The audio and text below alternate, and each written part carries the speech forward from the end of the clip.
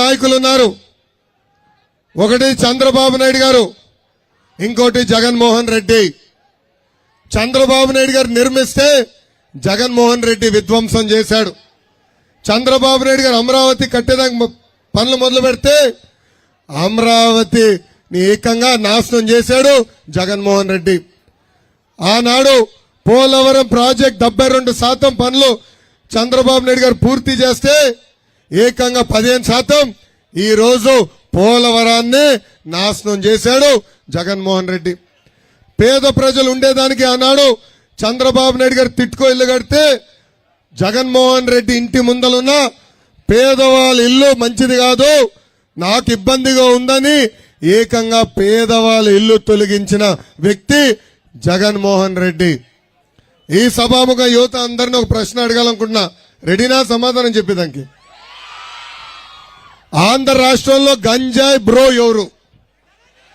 మొదటి ఆప్షన్ అనంతబాబు, రెండో ఆప్షన్ విజయసాయి రెడ్డి, మూడో ఆప్షన్ జగన్, నాలుగో ఆప్షన్ పైన ఉన్న ముగ్గురు. ఏ ఆప్షన్?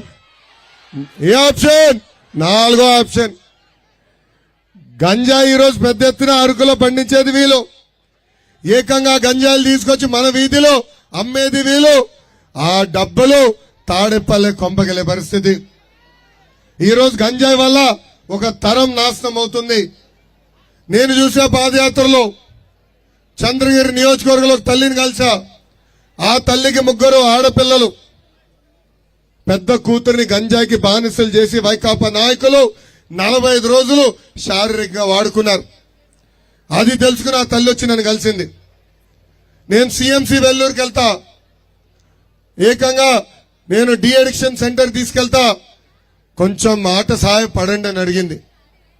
ఆనాడు తల్లి ఇంకో మాట కూడా చెప్పింది, మీరు కానీ సాయం చేయలేకపోతే పెద్ద కూతురు నేను చంపేస్తాను, అప్పుడే మా ఇద్దరు కూతుర్లు బాగుపడతారని. ఈరోజు ఎక్కడికి వెళ్ళినా గంజాయి దొరికే పరిస్థితి.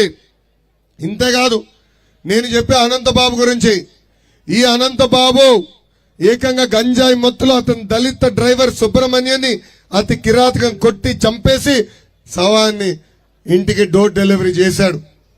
అందుకే ఈ సభాముఖంగా ఆంధ్ర రాష్ట్ర యువకులకి నేను హామీ ఇస్తున్నాను, తెలుగుదేశం జనసేన ప్రభుత్వ అధికారులకు వచ్చిన మొదటి 100 రోజుల్లో గంజాయికి ఫుల్ స్టాప్ పెట్టే బాధ్యత మేము తీసుకుంటాం.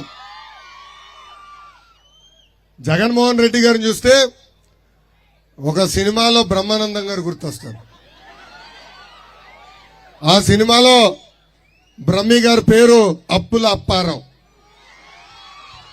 ఈరోజు జగన్మోహన్ రెడ్డి గారు ఒక అప్పుల అప్పారావు లాగా తయారాడు. ప్రభుత్వంలో ఉన్న స్థలాలన్నీ తాకట్టు పెట్టారు, సచివాలయం తాకట్టు పెట్టారు, అసెంబ్లీ తాకట్టు పెట్టారు, మనం నడుస్తున్న రోడ్లు కూడా తాకట్టు పెట్టారు. చివరికి ఈరోజు మన సొంత భూములు తాకట్టు పెట్టేదానికి ప్రయత్నిస్తున్నారు. తరతరాలుగా మన తాతలు ముత్తాతలు తల్లిదండ్రులు సంపాదించి భూములు కొనుగోలు చేశాడు. ఈయనేదో సొంత భూమి ఇచ్చినట్టు ఏకంగా కొత్త సర్వే వేసి ఆయన మొహంతో రాలేస్తున్నాడు. ఏకంగా పట్టాల పైన ఈ అప్పుల అప్పారావు ఫోటో. ఈరోజు కొత్తగా ల్యాండ్ టైటిలింగ్ చట్టం అని తీసుకొచ్చారు. ఆ చట్టం వల్ల మనం అనేక ఇబ్బందులు ఎదుర్కోబోతున్నాం.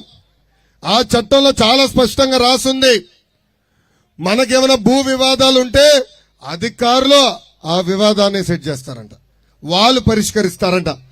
మనం కోర్టు కూడా వెళ్ళే అర్హత లేకుండా చేసింది ఆంధ్ర రాష్ట్ర ప్రభుత్వం. అందుకే